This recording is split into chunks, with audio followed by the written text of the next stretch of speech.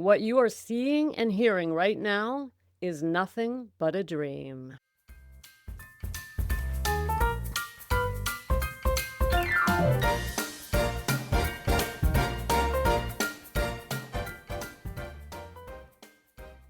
Welcome to Sobriety Snippets for Ambitious Women Over 40, where we elevate our mindset and trade hangovers for higher consciousness, one powerful snippet at a time. I'm Becca Jacobson, and it is Monday, November 10th. So excited, kind of been waiting for this day, gals. It's day one of our book study of Miguel Ruiz's amazing little book, The Four Agreements. Have you read this? Well, if you have, you're in for a treat. We're going to go through it again together and apply it to our journey to sobriety. If you haven't, you're still in for a treat because I'm going to walk you through the key quotes, the key concepts of this book to help you in your journey to sobriety. That's what we do here in Snippet Land. Every now and then we pull out a good personal development book and we go through the key aspects of it together and implement. This is the thing, right? We read the books, but do we apply them? So the reason I do this, well, partly because I'm a former English professor, but also because I'm always harping on you about surface dwelling, about not just getting information, but actually applying it. And so I do the book studies to help you avoid the surface dwelling. So today we are doing chapter 1, which is called Domestication and the Dream of the Planet. This is the first chapter. Next week, we'll do the first agreement and the following 4 chapters, first, second, third, and fourth agreements. But first, we do the introduction. So Miguel Ruiz is the author of this book, and he opens this chapter by saying, ready? I already said it, actually. What you are seeing and hearing right now is nothing but a dream. You are dreaming right now in this moment. You are dreaming with the brain awake. Oh my God, what the hell is he talking about? Well, we could get really intense on this, but there's entire schools of thought that argue we are just having a dream inside of a dream inside of a dream, and when we die, we actually wake up. But we're not going there, and that's not what Ruiz is talking about. You know what I believe he's talking about and how it applies to our sobriety? It applies to what he calls the agreements. And so I'm going to hop ahead a bit in this chapter and then come back to the dream idea. If we move forward in this chapter to page 3, Ruiz says, quote, "By using our attention, we learned a whole reality, a whole dream. We learned how to behave in society, what to believe and what not to believe, what is acceptable and what is not acceptable, what is good and what is bad, what is beautiful and what is ugly, what is right and what is wrong. It was all there already, all that knowledge, all those rules and concepts about how to behave in the world. When you were in school, you sat in a little chair and put your attention on what the teacher was teaching you. When you went to church, you put your attention on what the priest or minister was telling you. It's the same dynamic with mom and dad, brothers and sisters. They were all trying to hook your attention." So he's talking here about our attention. We are socialized from birth to believe certain things, and we ultimately end up making agreements we didn't know we were making. That's where he's going with this, and that's why he gives us 4 brand new agreements. But first we have to understand, by not choosing exactly how we're going to live our lives, by not choosing our beliefs, our values, our thoughts, all of those things, by not choosing them, we are by default agreeing with the ones we were given. That's really what he's getting at, gals. Let me read bottom of page 4. He says, "It was not your choice to speak English. You didn't choose your religion or your moral values. They were already there before you were born. We never had the opportunity to choose what to believe or what not to believe. We never chose even the smallest of these agreements. We didn't even choose our own name." Ruiz wants to underscore to us that we have choices here, that we have choices. And most of us never question the agreements, in quotation marks, that we've been given since childhood. It's just the way it is. We're born into this society. By the time we're adults, we're completely socialized. And what do we do with it? We turn around and socialize our own children into the same agreements. And it never occurs to us, well, wait a minute, maybe I don't actually agree with this. Now, I shouldn't say never. Many of us will change religions. We do start thinking for ourselves. In fact, many of us will intentionally rebel against our parents. But, hold on a minute. Even if you rebel against your parents and your upbringing, you still flow along with society. And there are just certain ways we do things in this society that most of us just agree with. We don't stand up and go, you know what, actually, I think that's nonsense. I'm not going to go that way. I'm not going to roll that way. I can think of so many examples where we really are, gals, here's the word, you're not going to like it. We really are like sheep, especially in the age of social media. We get FOMO. Am I missing out on something? Well, here's my response to FOMO. I hope I'm missing out. Thank God, please let me be missing out, because I don't want to follow the crowd. I'm not interested in what most people are out there doing. So we take these agreements, and we can't be blamed. He's not beating up on us, gals. We are socialized this way from birth. But he really wants us to understand that by choosing to continue going the way we're going, we're by default agreeing, okay? And that's why he gives us 4 brand new agreements. He says, here's 4 agreements that you could try instead.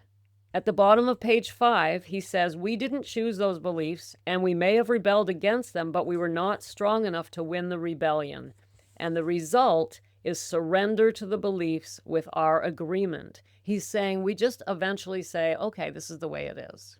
We don't question it, and therefore we agree with it. Listen, we can agree with something by not disagreeing with it. We don't necessarily say out loud, oh, okay, I agree with this, but we go along with it. We teach it to our own children. That's an agreement. When we start thinking about it as an agreement, we can start asking ourselves, well, wait a minute, do I want to agree with this? Ruiz calls this domestication. Domestication. At the bottom of page 6, he says, children are domesticated the same way that we domesticate a cat, a dog, or any other animal. In order to teach a dog, we punish the dog and we give it rewards. We train our children whom we love so much the same way that we train any domesticated animal, with a system of punishment and reward. We are told, you're a good boy or you're a good girl, when we do what mom and dad want us to do. When we don't, we are a bad girl or a bad boy. When we go against the rules, we are punished. We went along with the rules, we got a reward. We were punished many times a day and we were rewarded many times a day. Soon we became afraid of being punished and also afraid of not receiving the reward. The reward is the attention that we got from our parents or from other people, like siblings, teachers, and friends. We soon develop a need to hook other people's attention in order to get the reward. Ruiz is telling us that we want to be noticed, nobody wants to be ignored, and we want to fit in. We want to fit in. We don't want to be punished. We want to be rewarded. One of the biggest things we can get as a reward is other people's attention. So we end up making all these agreements that no one ever told us it was an agreement. They just told us this is the way it is. So when we get to this point in our life and we can stop and go, wait a minute, I don't know if I actually agree with this, then we can start making different choices. That is really powerful. And Ruiz gives us 4 beautiful ways to choose a different agreement. It's kind of depressing, I know. There's a little bit more I want to share in this chapter. On page 8, Ruiz says this: all our normal tendencies are lost in the process of domestication. And when we are old enough for our mind to understand, we learn the word no. The adults say, don't do this and don't do that. We rebel and say, no. We rebel because we are defending our freedom. We want to be ourselves, but we are very little, and the adults are big and strong. After a certain time, we are afraid because we know that every time we do something wrong, we are going to be punished. We do try, gals. That's why children rebel, right? Children, we go through the whole rebellion stage, but eventually we get domesticated. And then we grow up and we domesticate our own children. Now, of course, we have to raise our children, but we don't question the agreements we make for the most part. And these are subtle. The 4 agreements that Ruiz is going to give us are not fluffy. They're subtle, but powerful. And I love these agreements because I see people breaking them every single day. And I see them just completely embedded in our society. And you and I get to talk about them over the next 4 Mondays. Now, moving ahead in this chapter, Ruiz points out there's the judge and the victim. Let's talk about the judge and the victim. Here's what happens after a while. See, after a while, we don't need to be domesticated. We start doing it to ourselves. Listen to this. There is something in our minds that judges everybody and everything, including the weather, the dog, the cat, everything. The inner judge uses what is in our book of law to judge everything we do and don't do, everything we think and don't think, and everything we feel and don't feel. Everything lives under the tyranny of this judge. Every time we do something that goes against the book of law, the judge says we are guilty and we need to be punished. We should be ashamed. This happens many times a day, day after day, for all the years of our lives. The judge is right inside of you, judging you, punishing you. You didn't show up right. You didn't say the right thing. You were this, you were that. Judge, judge, judge, judge, judge. And then there's the other part of us. Quote, page 10, by the way. There's another part of us that receives the judgment, and this part is called the victim. The victim carries the blame, the guilt, and the shame. It is the part of us that says, poor me, I'm not good enough, I'm not intelligent enough, I'm not attractive enough, I'm not worthy of love. Poor me. The big judge agrees and says, yes, you are not good enough. And this is all based on a belief system that we never chose to believe. Love that quote. This is all based on a belief system that we never chose to believe. Gals, we've made a bunch of agreements that we never chose to agree to. It just happened to us. Now, we can't blame our parents because it happened to them, and it happened to their parents. And dare I say, we did it to our children? That's okay. Give them this book. On page 11, Ruiz starts to turn the tide for us. After making us feel pretty damn wow, he turns the tide, and here's what he says. Middle of page 11. That is why we need a great deal of courage to challenge our own beliefs. Because even if we know we didn't choose all these beliefs, it is also true that we agreed to all of them. The agreement is so strong that even if we understand the concept of it not being true, we feel the blame, the guilt, and the shame that occur if we go against these rules. So gals, even when we stop and start looking at this clearly, as Ruiz is helping us do, there's something inside of us that feels like, ooh, you're not, there's the judge, there's the victim. We feel it. That's why it takes courage. Courage. And you know what? You know what else takes courage, gals? Sobriety. That's what takes courage, gals. Sobriety. And that's why I'm glad we're reading this book. Ruiz points out that we punish not only ourselves but others when we make mistakes. It's the built-in judge. And eventually he says we're actually living in hell. That's right. He actually says we're living in hell. Let me give you a quote on this. If we compare the dream of human society with the description of hell that religions all around the world have promulgated, we find they are exactly the same. Religion says that hell is a place of punishment, a place of fear, pain, and suffering, a place where the fire burns you. Fire is generated by emotions that come with fear. Whenever we feel the emotions of anger, jealousy, envy, or hate, we experience a fire burning within us. We are living in a dream of hell.